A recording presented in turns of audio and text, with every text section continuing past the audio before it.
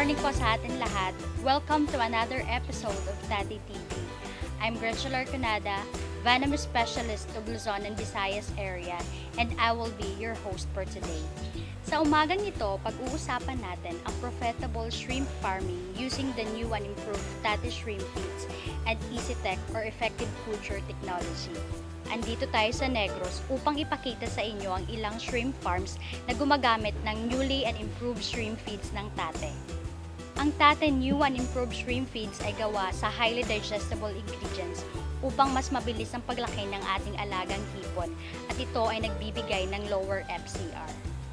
Ito ay ginawa gamit ang pinakabagong extrusion machine with the new pellet size designed to fit the feeding behavior of the shrimp in all stages. At dahil in-improve ito, binago din ang packaging with the use of polypropylene sacks that is more resistant to tearing during transport and protects feeds moisture. Ano nga ba ang importance ng proper nutrition para sa ating alagang hipon?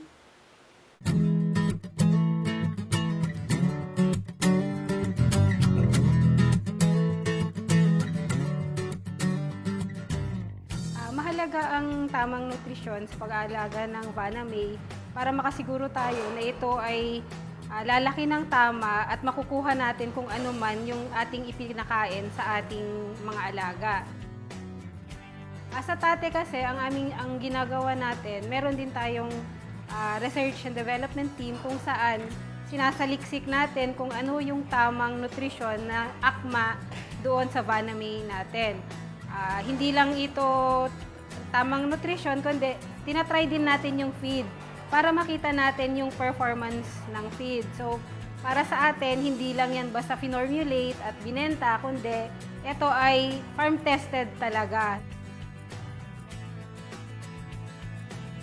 Sa bagong improve na Vanamay feeds, mas higher na yung protein niya at ito ay binabalanse siya sa tamang amino acids kung saan para makasiguro tayo na ito ay assimilated ng shrimp meats mo. So, mas water stable na din siya. So, ibig sabihin, less leaching of nutrients, less water pollution, which is mas maganda yon para sa ating mga alaga.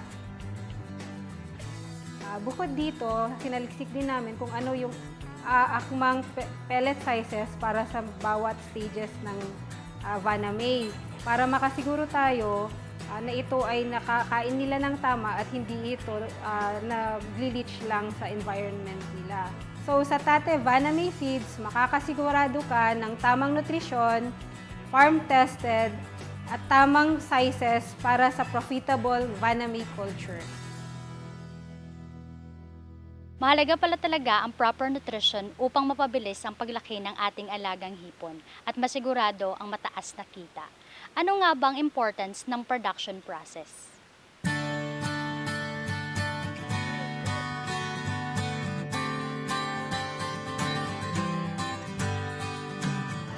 Ang isang magandang feeds, Vanamay feeds, ay nagsisimula sa magagandang materyales.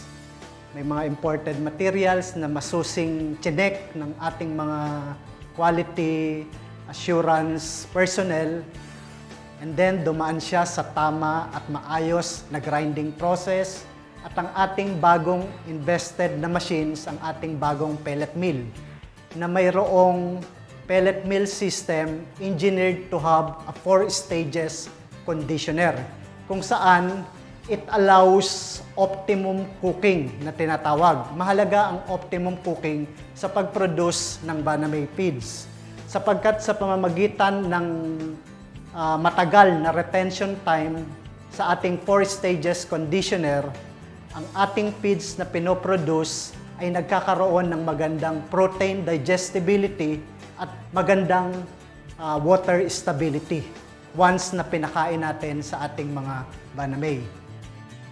With a proper mix of quality raw materials and new technology in shrimp production, state-of-the-art machinery, maayos na production processing, new sizes na talaga namang magpipit sa bawat stages ng ating Vanamay, ay makakasigurado tayo ng better yield. Unang-una na, ang ating Banamay feeds ay sustainable sa tubig because of improved cooking. And then, kapag maganda ang water stability ng feeds na pinapakain natin, ay makasisigurado tayo na walang nutrients leaching na nangyayari. And then, since maganda ang protein digestibility, dahil sa optimum cooking na dinaanan ng ating feeds, ay makakasigurado tayo ng magandang conversion from feed to meat. Bukod pa dito, ang sizes ng ating tate Banamay feeds ay talaga namang in-improve. Mas pinaliit upang mag-fit sa bawat stages ng ating Banamay. At dahil dito, ang pag-aalaga natin ng Banamay ay magiging profitable sa pagpapakain natin ng tate Banamay feeds. Malaking importansya pala ang production process upang masigurado ang kalidad ng ating shrimp feeds. Ano nga ba ang masasabi ng ating mga customers?